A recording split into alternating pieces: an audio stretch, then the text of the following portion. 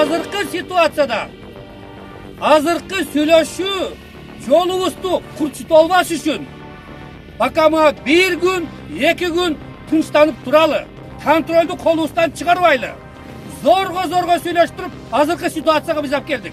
Мына өзгөрүп угуп атасыңар. Бир дагы даңгылдаган жок, бир дагы атышуу болгон жок, бир дагы крупный масштабный бир боевой действие болгон жок. Могу ситуацияны кичине азмаздан парды азайтып түшүрөлү.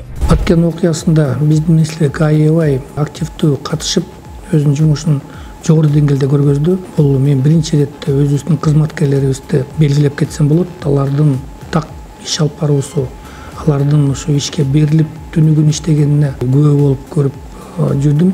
Ошо биринчи күндөн баштап ошо Баткен окуясында мен ошо Баткенде болуп, ошо жерде өзүм түзмө-түз башкаруу жумуштарын жүргүзүп аттым. Гуманитарный жүктөрдү кабыл алып, аларды жеткизип аттык.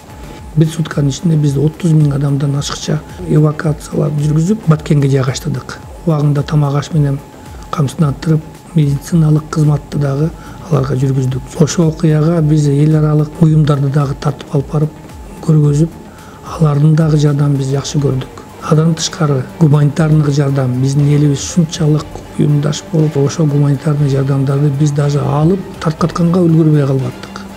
Бирок аны таркатаар менен калып кеткен элдер, тамак ашы калып кеткен элдер шунчалык кыргыз элине рахматын айтып, эми ошо Баткен окуясы бизде аныгы көргөздү канчалык биздин кыргыз элибиз ынтымак болуп, кыйынчылык болгондо бир кол, бир муштум болуп жардам көргөзгөнүбүздүн белгиси болуп көрүндү деп ойлоймун.